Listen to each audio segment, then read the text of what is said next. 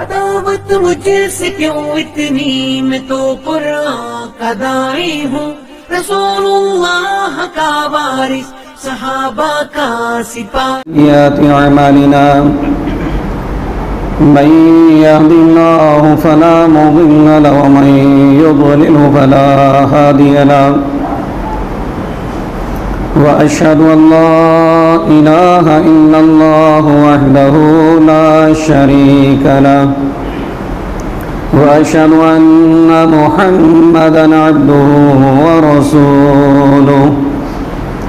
أعوذ بالله من الشيطان الرجيم، بسم الله الرحمن الرحيم۔ يا أيها الذين آمنوا اتقوا الله حق تقاته ولا تموتن إلا وأنتم مسلمون۔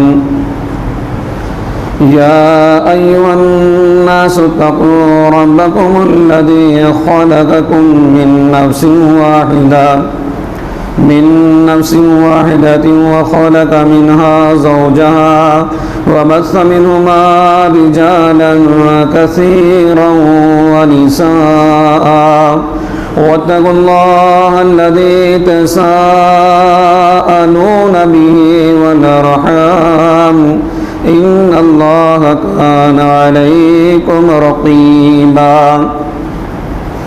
يا أيها الذين آمنوا اتقوا الله وقولوا قولا سديدا، يصلح لكم أعمالكم ويغفر لكم ذنوبكم، ومن يطع الله ورسوله فقد فاز فوزا عظيما۔ أما بعد فإن خير الحديث كتاب الله، وخير الهدي هدي محمد صلى الله عليه وسلم، وشر الأمور محدثاتها، وكل محدثة بدعة، وكل بدعة ضلالة، والضلالة في النار۔ وقال الله تبارك وتعالى في كلامه المجيد في موضع آخر: يا أيها النبي قل لأزواجك وبناتك ونساء المؤمنين يدنين عليهن من جلابيبهن، ذلك أدنى أن يعرفن فلا يؤذين، وكان الله غفورا رحيما۔ وقال النبي صلى الله عليه وسلم: لعن الله الرجل يلبس لبسة المرأة والمرأة تلبس لبسة الرجل۔ ہر قسم کی تعریفات، کبریائی، بڑائی، حمد و ثنا، تمام کے تمام اچھے کلمات اور اچھی باتیں اللہ وحدہ لا شریک کے لیے لائق اور زیبا ہیں۔ اللہ تبارک و تعالی اپنی لاتعداد رحمت نازل فرمائے سارے ہی انبیاء اکرام پر، بالخصوص محمد رسول اللہ صلی اللہ علیہ وسلم پر، آپ کے آل و اصحاب پر، اور قیامت تک آپ کی پیروی کرنے والے تمام مومنین پر۔ معزز حاضرین جمعہ، سب سے بہترین بات اللہ تبارک و تعالیٰ کی بات یعنی قرآن مجید ہے، اور سب سے بہترین طریقہ احادیث یعنی محمد رسول اللہ صلی اللہ علیہ وسلم کا طریقہ ہے۔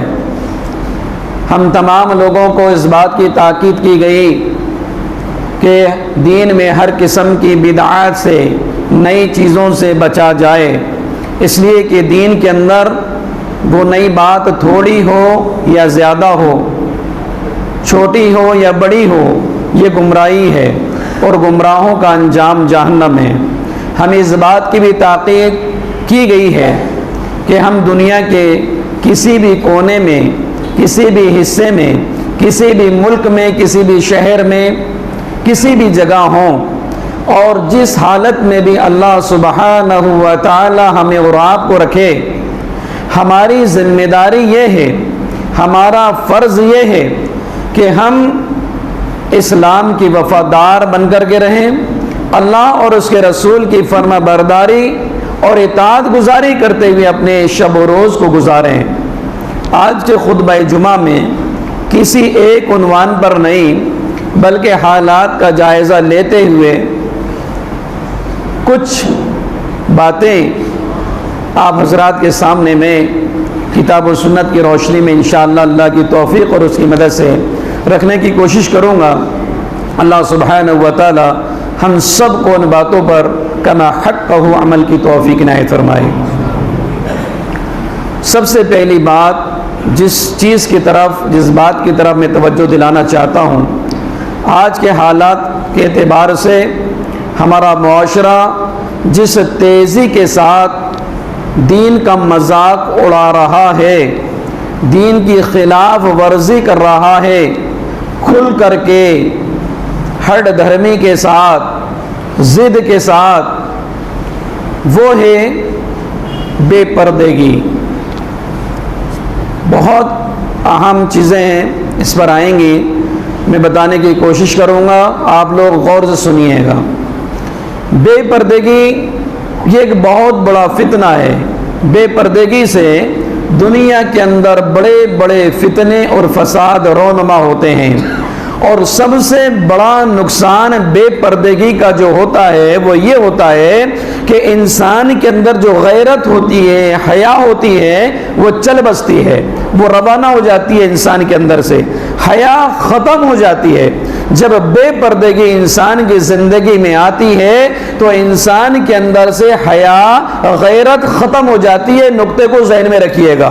اب جب حیا ختم ہو گئی، غیرت ختم ہو گئی، کون روکے گا، کون ٹوکے گا، کون دیکھے گا، کون ہمارے ساتھ میں کھلواڑ کرے گا، کون ہمارا ٹھٹا اور مذاق اڑائے گا؟ جب اس بات کی پرواہی باقی نہیں رہی تو پھر انسان اذا فات الحیا فافعل ما شئت، اب تمہاری مرضی کے مالک ہو، تم جو چاہو کر سکتے ہو۔ جب تمہارے اندر سے غیرت ختم ہو گئی، یہ مادہ ختم ہو گیا، اب تم اپنی مرضی کے مالک بن گئے، جو چاہو کرو، فتنے، فساد، بدکاری، بے حیائی، زناکاری، جو چاہو اب تم مالک بن گئے اپنی نفس کے۔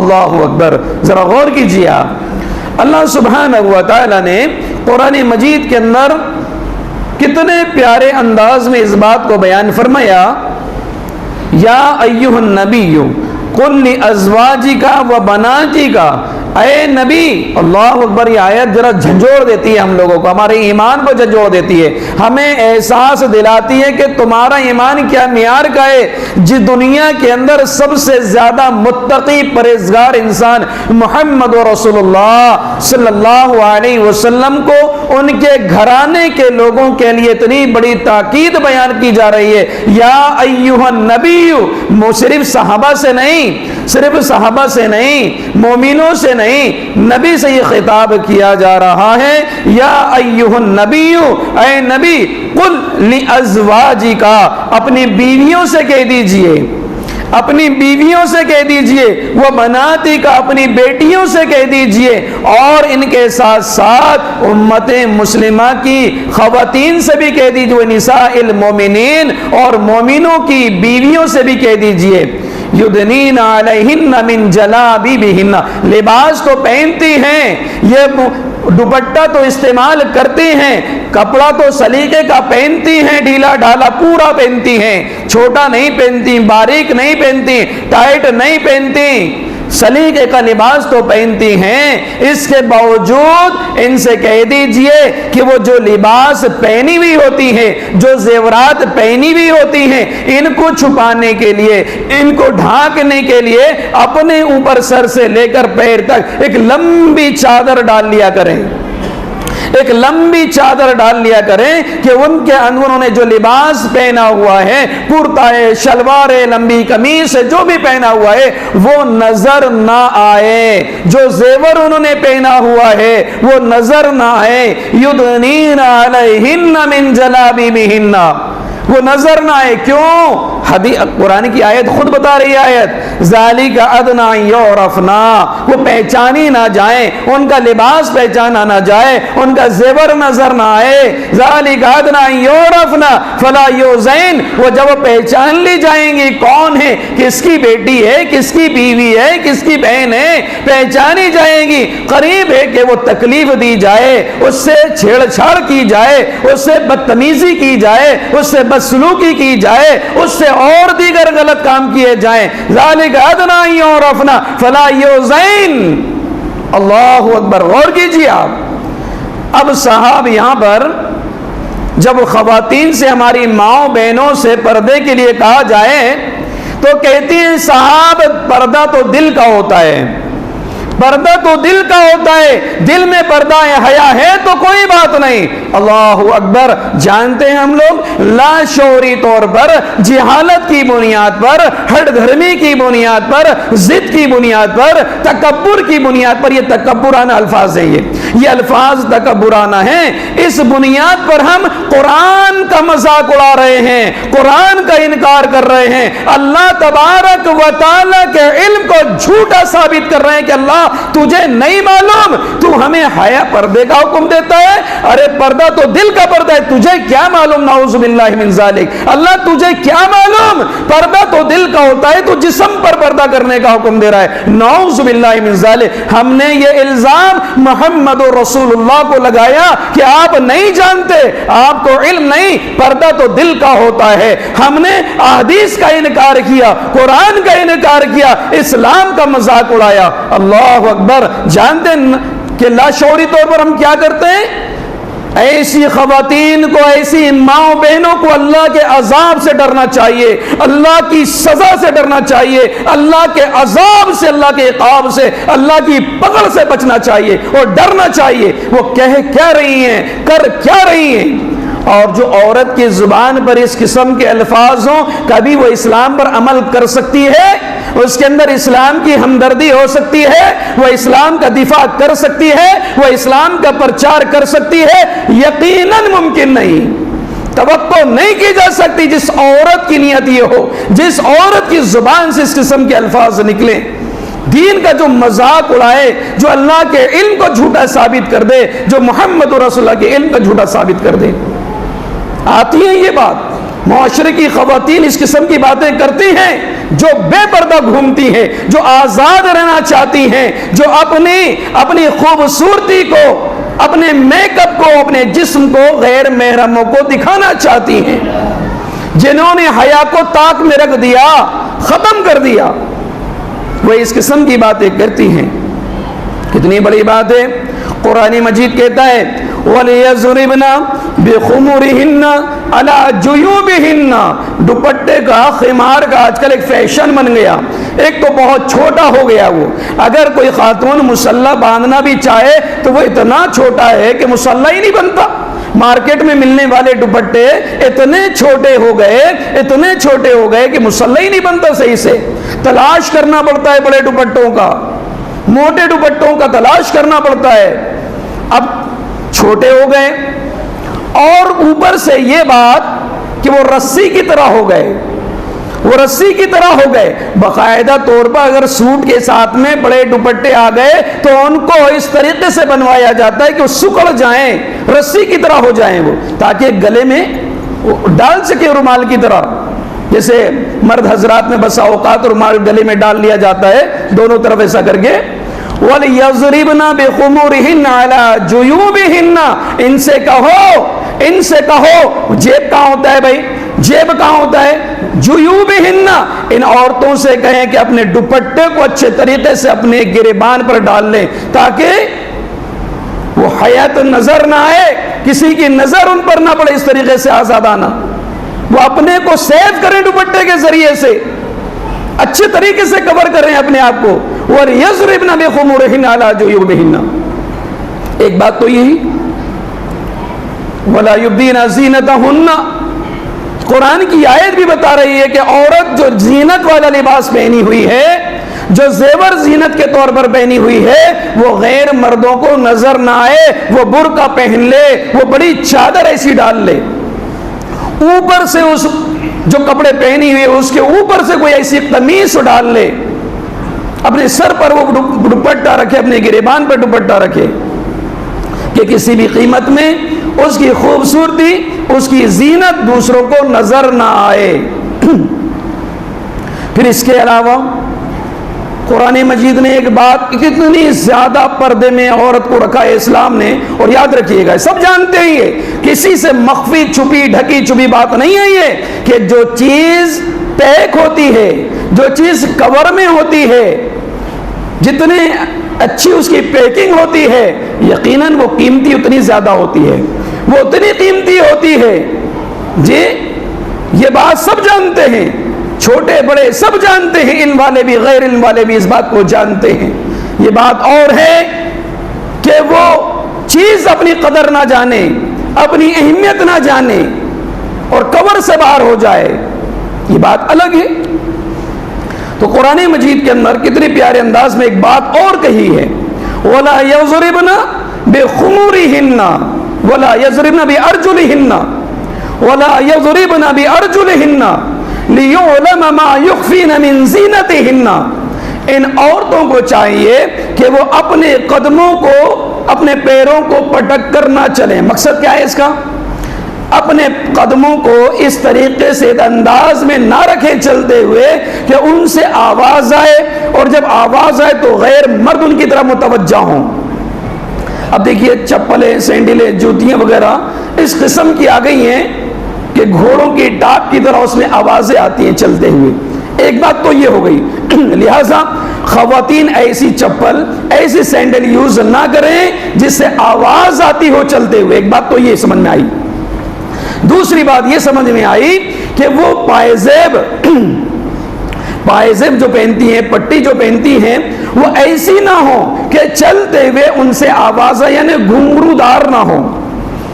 عام طور پر شادی ہوتی ہے، نئی نویلی دلہنیں ہوتی ہیں، یا گھروں کی خواتین عام طور پر گھنگرو والی پٹیاں پائزیب پہن لیتی ہیں، چلتے پھرتے ادھر آتے جاتے ان کے چلنے کی وجہ سے آواز آتی ہے، بالکل غلط، حرام ہے، یہ حرام ہے۔ جس اسلام نے چلتے ہوئے اس بات کا لحاظ رکھنے کی تعلیم دی کہ چلتے ہوئے تمہارے قدموں سے آواز نہ آئے، تمہارے پیروں کی آواز نہ آئے، یہ چیز کہ جس کی وجہ سے اور زیادہ ایک الگ انداز میں، خوبصورت انداز میں ہمارے چلنے کی وجہ سے آواز آئے، گھنگروں کی آواز آئے اور لوگ اس کی طرف متوجہ ہوں، یہ اور زیادہ غلط ہے، بدرجہ اولا غلط ہے۔ لہذا پردے کی بڑی اہمیت اور بہت زیادہ تاکید کتاب و سنت کے اندر بے شمار آیتیں اور احادیث اور واقعات اس میں ہیں، ہم اس طرف نہیں جائیں گے۔ مختصراً یہ اسلام نے پردے کی کتنی تاکید کی ہے اور صحابہ اور صحابیات اس کو کیا سمجھتی تھیں۔ دیکھیے آپ حالت احرام میں عمرہ یا حج کے لیے جائیں تو حالت احرام میں خواتین کے لیے، مردوں کے لیے، سبھی کے لیے یہ ہے کہ ہاتھ بھی کھلے رہیں اور چہرہ بھی کھلا رہے، بطور خاص خواتین کے لیے جن کو پردہ کرنا ہے، چہرہ ڈھانکنا ہے، ہاتھ چھپے رکھنا ہے، ان کے لیے بھی بطور خاص یہ کہ جب تم احرام کی حالت میں ہو تو تمہارا چہرہ کھلا رہنا چاہیے، تمہارے ہاتھ کھلے رہنا چاہیے۔ بس سمجھ میں آ رہی ہے؟ لیکن اس کے باوجود امہات المومنین کہتی ہے کیونکہ پردے کا حکم ہے، خواتین کو اپنے آپ پر کور کرنے کی تاکید ہے، چھپانے کی تاکید ہے، احرام کے باوجود ہمارے سامنے اگر مرد آ جاتے، غیر محرم آ جاتے تو ہم اپنی چادر کو اپنے چہرے پر لے آتے تھے، نیچے کر لیا کرتے تھے تاکہ ہمارا چہرہ ان کو نظر نہ آئے۔ احرام کی حالت میں اللہ اکبر، غور کرو، دین کو انہوں نے سمجھا تھا۔ دین وہ نہیں جو ہم سمجھیں، دین کا طریقہ وہ نہیں جو ہم اختیار کریں، دین وہ ہے جو صحابہ نے سمجھا، دین وہ ہے جو طریقہ صحابہ نے اختیار کیا، دین وہ ہے جو جس کی تشریحات، تفسیرات اور تفصیلات محمد رسول اللہ صلی اللہ علیہ وسلم نے کی ہے۔ دین وہ ہے، دین وہ نہیں ہے جو ہم سمجھ لیں، دین وہ نہیں ہے جس اپنے طور پر ہم عمل کریں، ایک طریقہ بنا لیں، وہ دین نہیں ہے۔ اور ایک حدیث دیکھیے کتنی تاکید ہے اس کی۔ اللہ کے پیارے رسول صلی اللہ علیہ وسلم بیان فرماتے ہیں عبداللہ بن مسعود رضی اللہ عنہ اس حدیث کے راوی ہیں، حدیث ترمذی کی ہے.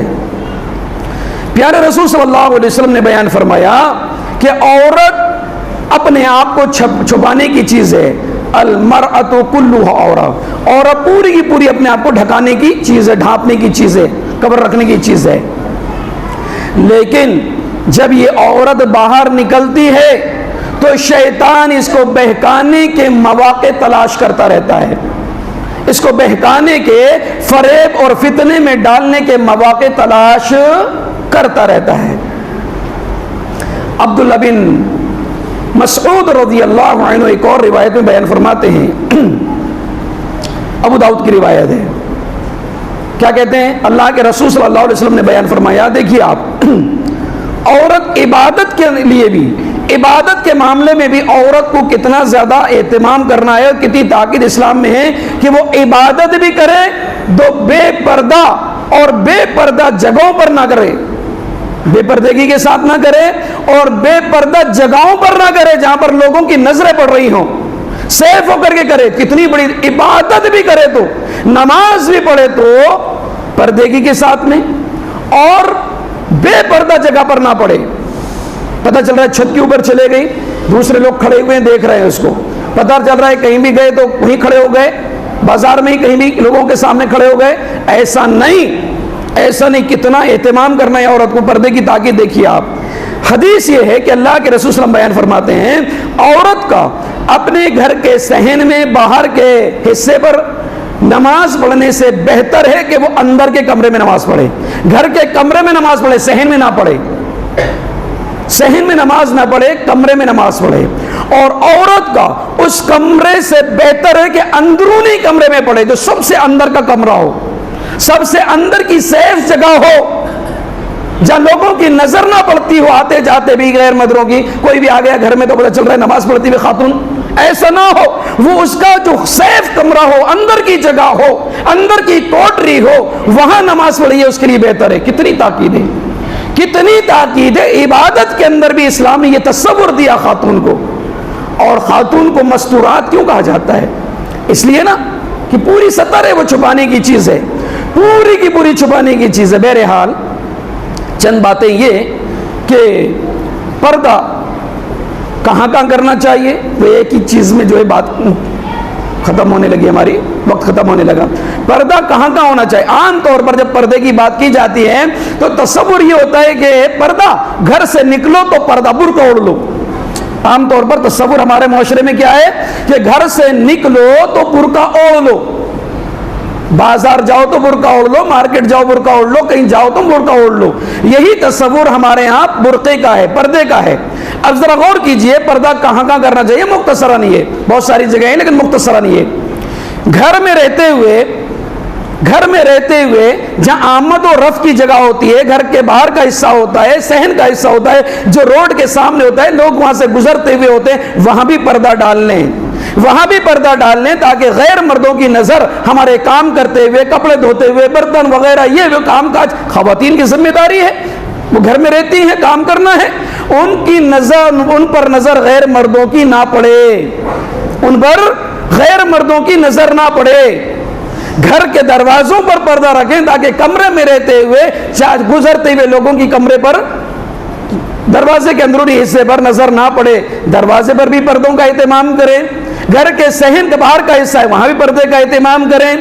گھر سے باہر نکلیں تب بھی پردے کا اہتمام کریں. بازار میں جائیں، مارکیٹ جائیں، گھومنے جائیں، بسا اوقات ایسا ہوتا ہے، ایسا نہ ہو کہ گھومنے گئے تو برقع اتار لیے، کیوں بھائی؟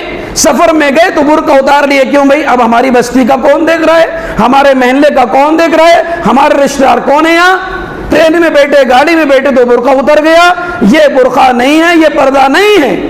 گاڑی میں جا رہے ہیں، 4 ویل ہے، گاڑی میں جا رہے ہیں، یہ تصور کہ گھر سے بے پردہ نکل گئے کہ بھئی ارے گاڑی میں تو جا رہے ہیں، کیا گاڑی میں نظر نہیں پڑتی؟ گاڑی رکتی نہیں، بریک نہیں لگتے، چلتی ہوئی گاڑی پر کسی کی نظر نہیں پڑتی؟ یہ کون سا تصور ہے پردے کا کہ 4 ویل پر بیٹھے، گاڑی پر بیٹھے، کار پر بیٹھے تو برقع نہیں اوڑھنا ہے بھائی، پردہ نہیں کرنا ہے بھائی، بے پردگی کے ساتھ نکل جائیں؟ یہ نہیں ہے طریقہ، پر یہ پردہ نہیں ہے. گھر کی چھتوں پر اسی طریقے سے بیٹھیں اٹھیں کہ غیر مردوں کی نظریں پڑیں، یہ طریقہ بھی غلط، یہ بھی بے پردگی ہے، یہ بھی بے پردگی ہے۔ اسی طریقے سے بے پردگی کے کچھ مظاہر بتا رہا ہوں میں آپ کو، جو ہمارے معاشرے کے اندر اس کو پردہ نہیں سمجھا جاتا، اس کو بے حیائی نہیں سمجھی جاتی، اس کو بے حیائی، بے پردگی نہیں سمجھا جاتا۔ مثال کے طور پر خواتین کا مرد ٹیلر جو ہوتے ہیں، مرد ٹیلروں کے پاس اپنے جسم سے ناپ دینا، یہ اس کو بے پردگی نہیں سمجھا جاتا، بے حیائی نہیں سمجھا جاتا۔ بات سمجھ میں آ رہی ہے؟ ہمارا معاشرہ کہاں جا رہا ہے اور ہم لوگ اپنے گھروں کی کیا حفاظت کر رہے ہیں؟ ہماری گھر کی خواتین اسلام کو کیا فالو کر رہی ہیں؟ کہاں اسلام کی دھجیاں اڑ رہی ہیں؟ جانتے ہیں ایک طریقہ تو یہ ہے، مارکیٹ میں کوئی چوڑی والا آ گیا، کوئی کنگن والا آ گیا، ہماری خواتین بازار چلے جائیں، اب چوڑی خریدنا ہے، کنگن خریدنا ہے، صاحب خود نہیں پہنیں گی، دکاندار پہنائے گا، ان کا ہاتھ پکڑ کر کے ان کے ہاتھوں پر ہم مرد لوگ جس کے لیے یہ تصور نہیں، یہ گوارا کرنا پسند نہ کریں کہ میری عورت کا، میری بیوی کا ہاتھ کوئی پکڑ لے، میری بیوی کو کوئی چھو لے، لیکن غیر مرد وہ کنگن، وہ چوڑیاں پہنائے تو ہمیں گوارا ہے۔ ہم مرد بے غیرت جا کر کے ساتھ میں جا کر کے یہ مظاہرہ کرتے ہیں، دیکھتے ہیں، خاموش رہتے ہیں۔ اس سے زیادہ دیوسیت اور کچھ نہیں ہو سکتی، اس سے زیادہ دیوسیت اور کچھ نہیں ہو سکتی۔ عورتیں مردوں کے ہوتے ہوئے خواتین شاپنگ کریں، سارے معاملات ڈیل وہ کریں، خرید و فروخت وہ کریں، مردوں کی ہوتی ہے یہ بات، اور شوہر نہیں ہے، مرد نہیں ہے، ہمارے گھروں میں مرد حضرات نہیں ہیں، کہیں گئے ہوئے ہیں یا بزی ہیں بہت زیادہ، اب مجبوری آ گئی، خریدنا ہے بھائی، گھر میں سبزی خریدنا ہے وغیرہ، دوسری چیزیں سمجھنا ہے، ضرورت کی چیزیں ہیں یہ، اب کوئی ہے نہیں گھر میں، یہ بات الگ ہے۔ مردوں کے ہوتے مرد ساتھ میں جائے اور مول بھاؤ ہماری بیوی، ہماری بہن، ہماری بیٹیاں کریں اور مرد لوگ خاموش تماشا دیکھیں، یہ بے غیرتی ہے، یہ بے حیائی ہے، یہ بے پردگی ہے۔ جان رہے ہیں اسلام کی دھجیاں کہاں کہاں اڑ رہی ہیں؟ پورا معاشرہ غرق ہے اس معاملے میں، پورا معاشرہ غرق ہے اس معاملے میں۔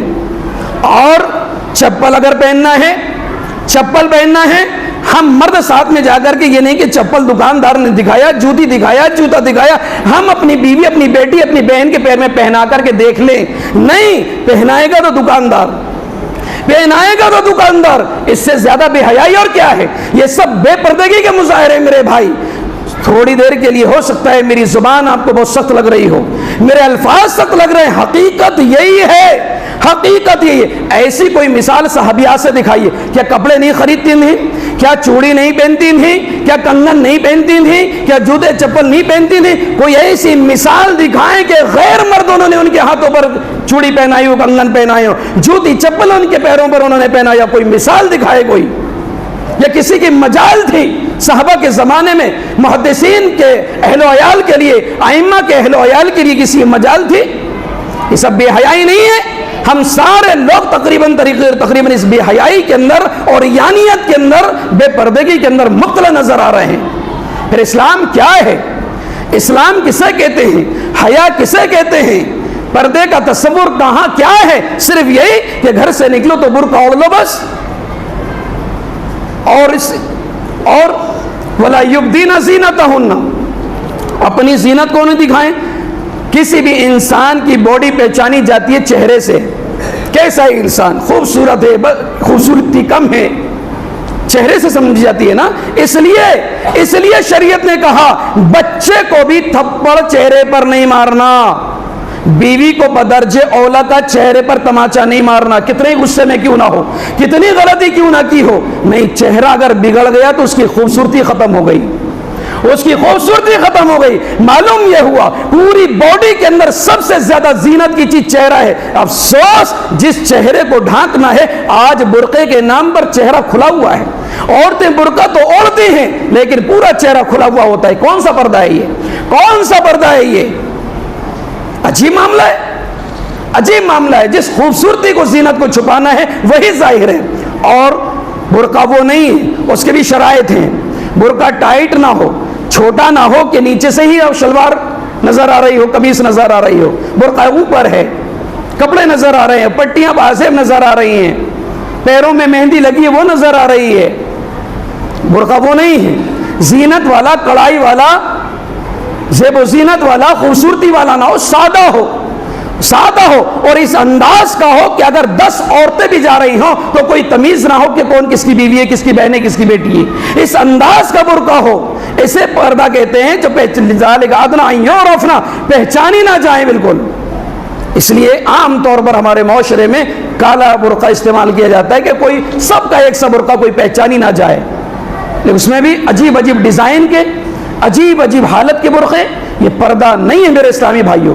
مختصراً یہ کئی ایک باتیں بولنا تھا مجھے، لیکن افسوس اسی پر بات ہو گئی کیونکہ باتیں ایسی ہیں جو ضروری تھی. بہرحال 2-4 منٹ. اور یہ دوسری چیز اہم لباس کے تعلق سے ہے. ہم کتنے بے غیرت ہوتے چلے جا رہے ہیں، ہماری حیا کتنی ختم ہوتی چلی جا رہی ہے. ہمارے گھروں کے اندر بہن بیٹیاں بیویاں وغیرہ وغیرہ ایسا لباس پہن رہی ہیں، ان کا ٹائٹ سے ٹائٹ ہوتا چلا جا رہا ہے، چھوٹے سے چھوٹا ہوتا چلا جا رہا ہے. اور اسی حالت میں وہ نمازیں بھی پڑھ رہی ہیں، اسی حالت میں باہر بھی جا رہی ہیں اسی لباس میں. کہاں جا رہی ہے ہماری غیرت؟ ہماری غیرت کہاں جا رہی ہے؟ منع ہی نہیں کر رہے ہیں. فیشن کے نام پر جو ہو رہا ہے وہ کم ہے، فیشن کے نام پر جو ہو رہا ہے وہ کم ہے. ہم اس حالت پر پہنچ گئے، ہم اس حالت پر پہنچ گئے. اسی وہ آج کل جو خواتین کا، معافی چاہتا ہوں، خواتین کا لباس عام طور پر ایسا ہو گیا کہ ٹخنے سے اوپر اس عورت کی نماز ہی نہیں ہوگی جس کی قمیض اس کے ہاتھ کو چھپا نہ سکے پورے، اس کی نماز ہی نہیں. بعض علماء کا فتویٰ ہے، یاد رکھیے گا، بعض علماء کا فتویٰ ہے کہ عورت جب نماز پڑھے تو اس کے پیر بھی نظر نہ آئے، اس پر ساکس پہن لے، موزہ پہن لے. بات جانتے ہیں؟ بہت محقق اہل علم کا فتویٰ یہ ہے کہ صرف کپڑے سے کام نہیں چلے گا، وہ موزہ بھی پہنے نماز کے وقت میں پیر میں، تب جا کے اس کی نماز ہوگی. جانتے ہیں کتنی خواتین اس کو استعمال کر رہی ہیں؟ اہل علم کا فتویٰ اس بارے میں. شاید یہ بات نہیں معلوم ہو آپ کو. کتنی بڑی بات ہے.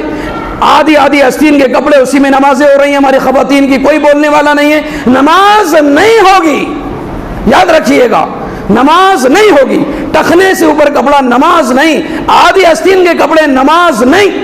اس بات کو ذہن میں رکھیے گا. صرف یہ کف خالی یہ ہونا چاہیے، پہنچے تک یہ نظر آئیں، اتنا چلے گا. اس سے اوپر ہے نماز نہیں، یاد رکھیے. اور عام طور پر خواتین کا لباس آدھی آستین کا ہوتا چلا جا رہا ہے. غلط ہے میرے بھائی. لباس پر دھیان دیں، ٹائٹ نہ ہو. مرد حضرات بھی دھیان دیں، ٹائٹ نہ ہو، اتنا چھوٹا نہ ہو کہ سطر ہی نظر نہ آئے. جو چھوٹی چھوٹی ٹی شرٹیں اور ٹائٹ جنس لوور ٹراؤزر، یہ میرے بھائی نہیں. اسلام کی دھجیاں اڑ رہی ہیں اس سے. جو حیا ہونا چاہیے، جو سطر کو چھپانا ہے، وہ نہیں چھپ رہی ہے. لوگوں کی نمازیں خراب ہو رہی ہیں. کام کر رہے ہیں صاحب، کام کرتے ہوئے بیٹھے تو پورا پیچھے کا حصہ نظر آ رہا ہے. اتنے ٹائٹ جنس، اتنے چھوٹے جنس، اتنے خطرناک کپڑے. اللہ معاف کرے، اللہ معاف کرے. اور زیادہ اس سے کھل کر اور کیا بات کریں. لیکن بات صرف یہ سمجھانا ہے، احساس دلانا ہے میری امت مسلمہ کے لوگوں، اے مسلمانوں، اے میرے بھائیوں، اے نوجوانوں، اسلام کا مذاق نہ اڑاؤ. اپنے آپ کو بے حیا نہ بناؤ، اپنے آپ کو بے غیرت نہ بناؤ. اسلام چلا جائے گا جب بے غیرت ہو گئے ہم. اسلام چلا جائے گا ہم سے، حیا اگر چلے گئی تو. اسی طریقے سے ایک اہم معاملہ پردے کے ساتھ ساتھ لباس کا ہو گیا. اس طرف احساس دلانا. بہت سی آیتیں، حدیثیں ہیں، واقعات ہیں، ادھر نہیں جائیں گے، بات لمبی ہو جائے گی. ایک اہم بات جو ہے، اسی طریقے سے غم اور خوشی کے موقع پر اسلام کا مذاق اڑانا، اسلام کو پش ڈال دینا. عام حالتوں میں بڑے دیندار ہیں، نمازی ہیں، متقی ہیں، پرہیزگار ہیں، حیا والے ہیں، دیندار ہیں. کسی بھی انسان کا دین و ایمان، اس کا تقوی، اس کی پرہیزگاری 2 حالتوں میں پہچانی جاتی ہے. ایک تو خوشی کے موقع پر، دوسرا غم کے موقع پر. خوشی کے موقع پر اتنے مگن ہو جاتے ہیں، خوشی میں حلال حرام کی تمیز ہی نہیں ہوتی، پردے کی حیا کی تمیز ہی نہیں ہوتی. اتنے فضول خرچی میں اتر آتے ہیں، کیا کر رہے ہیں ہمیں سمجھ میں ہی نہیں آتا. آنکھوں پر پردے پڑ جاتے ہیں. کر کیا رہے ہیں خوشی کے موقع پر؟ شرک اور بدعات کرنے لگ جاتے ہیں. بہت ساری چیزیں، بے حیائی کی چیزیں ہم کرنے لگ جاتے ہیں. ناچ گانے، میوزک، فلمیں، ڈرامے، بہت ساری چیزیں ہم اختیار کر لیتے ہیں خوشی کے موقع پر. بعض لوگ شادی بیاہ کے موقع پر، بعض لوگ عقیقے کے موقع پر، بعض لوگ برتھ ڈے کے موقع پر جو ناجائز حرام ہے، مختلف مواقع پر، کسی بچے کی پیدائش کے موقع پر اتنے زیادہ مگن ہو جاتے ہیں کہ اسلام کو پس پشت ڈال دیتے ہیں. ایسا لگتا ہے کہ اسلام زندگی میں نہیں تھا ان کے. غم کے موقع پر اتنے زیادہ بے حیا اور اتنے زیادہ شکوہ شکایت کرنے والے، اللہ کی ناشکری کرنے والے ہو جاتے ہیں کہ ہمیں اپنا لباس کا پتہ نہیں ہوتا، اپنی حیا کا پتہ نہیں ہوتا. اتنے زیادہ خاص طور پر خواتین، حرام و حلال کی تمیز ختم ہو جاتی ہے. اللہ پر نازیبا کلمات ہم کہنے لگ جاتے ہیں، بولنے لگ جاتے ہیں، اللہ کو برے بھلے کہنے لگ جاتے ہیں، قضا تقدیر کو جھٹلانے لگ جاتے ہیں. ہمارا ایمان تقدیر پر ختم ہو جاتا ہے. کہتے ہیں ہم ہی ملے تھے کیا، ہماری اوپر آنی تھی کہ یہ سب چیزیں، ہماری ساتھ ایسا کیوں ہوتا ہے. یہ الفاظ شکوہ شکایت کے ہیں، شکوہ شکایت کے جو اللہ کو پسند نہیں ہیں، اللہ کو پسند نہیں ہے. اسی طریقے سے ایک اہم بات، دین سے بیزاری، بے رغبتی. ایک ایک گھنٹہ، دو دو گھنٹے، تین تین گھنٹے موبائل پر، واٹس ایپ پر، فیس بک پہ گزار دیں گے، پتہ ہی نہیں چلتا وقت کتنا گزر گیا. ابھی جو خطبہ ہو رہا ہے اس میں 2 4 5 7 منٹ زیادہ ہو گئے تو لوگ، ایک تو ٹھیک ہے اصول ہے، یقیناً مجھ سے عام طور پر یہ ہو جاتا ہے کہ میں وقت زیادہ لے لیتا ہوں، دیکھیں. لیکن بتانا یہ چاہتا ہوں کہ دین کے معاملے میں کھلبلی مچ جاتی ہے، پیٹوں میں مموڑ ہونے لگ جاتی ہے کہ اتنا 2 4 منٹ 5 منٹ زیادہ ہو کیسے گئے. 3 گھنٹے اگر واٹس ایپ میں، فیس بک میں ضائع ہو جائیں ہمیں کوئی مطلب نہیں ہے اس میں. نماز ضائع ہو جائے ہمیں کوئی مطلب نہیں ہے. قرآن کی تلاوت ہو یا نہ ہو ہمیں کوئی مطلب نہیں. ذکر و اذکار ہو یا نہ ہو کوئی مطلب نہیں ہے. دیندار لوگوں سے نفرت، دین سے نفرت، دینی بات کرنا پسند نہیں، دینی بات سننا پسند نہیں، دینی کتابیں پڑھنا پسند نہیں، قرآن پڑھنا پسند نہیں، دیندار لوگوں کے ساتھ میں اٹھنا بیٹھنا پسند نہیں. اللہ اکبر، یہ دین سے بیزاری. اور تو اور ایک فتنہ اور آ گیا، لوگوں نے علماؤں سے لوگوں کو، عوام کو دور کرنے کی کوشش شروع کر دی. علماء کی بات نہیں ماننا، علماؤں کے ساتھ نہیں رہنا. یہ کیا جانتے ہیں دین؟ ہم سائنس اور ٹیکنالوجی پہ جاننے والے، ہم جانتے ہیں دین. ہم جو تشریح کریں گے، ہم جو تعبیر بتائیں گے وہ دین ہے. یہ علماء جنہوں نے 20 سال 15 سال 50 100 بزرگ اساتذہ علم کے سمندروں کے ساتھ میں رہ کر کے، دوزان ہو کر کے 2400 گھنٹے ان کے ساتھ رہ کر علم حاصل کرا، یہ علم جانتے ہیں، یہ جانیں گے علم، یہ ہمیں علم سکھائیں گے. اس قسم کی باتیں کر کے ان کو گمراہ کرنے کے لیے، یاد رکھیے اللہ کے رسول صلی اللہ علیہ وسلم کے زمانے سے لے کر قیامت تک سب سے بڑا فتنہ لوگوں کے ساتھ میں جو ہوگا وہ یہی ہوگا، جو گمراہی کی سب سے بڑی دلیل ہوگی کہ لوگ لوگوں کو گمراہ کرنے کے لیے علماء سے کاٹیں گے، علماء سے دور رکھیں گے، علماء سے بدظن کریں گے، علماء کی برائیاں کریں گے، علماء کے علم کو کم تر ثابت کریں گے. یہ سب سے بڑی گمراہوں کی اور گمراہ راستے کی پہچان ہے. اس کو یاد رکھیے گا، اس کو یاد رکھیے. ان الفاظوں کو کوئی بات یاد نہ رہے، اس کو ضرور یاد رکھیے. اگر یہ چیز یاد رہ گئی انشاءاللہ دین ہم سے نہیں جائے گا، ایمان نہیں جائے گا، گمراہی کے راستوں پر نہیں جائیں گے. اللہ سے دعا ہے پروردگار عالم جو باتیں میں نے کہا ہے اللہ رب العالمین مجھے بھی آپ تمام کو بھی ان باتوں پر غور و فکر کے ساتھ ان باتوں پر عمل کرنے کی توفیق عنایت فرمائے. اللہم ارنا الحق حقا وارزقنا اتباعہ وارنا الباطل باطلا وارزقنا اجتنابہ. اللہ تو ہمارے سامنے حق کو واضح کر دے، حق پر عمل کرنے کی توفیق عنایت فرما. اللہ تو ہمارے سامنے باطل کو، جھوٹ کو واضح کر دے، غلط کو واضح کر دے، اور ان تمام سے ہمیں بھی اور دوسروں بچنے اور دوسروں کو بھی بچانے کی توفیق عنایت فرما. آمین. بارک اللہ لنا ولکم فی القرآن الحکیم ونفعنا وإیاکم بالآیات والذکر الحکیم انہ تعالی جواد کریم ورب حلیم. ربنا آتنا فی الدنیا حسنہ وفی الآخرۃ حسنہ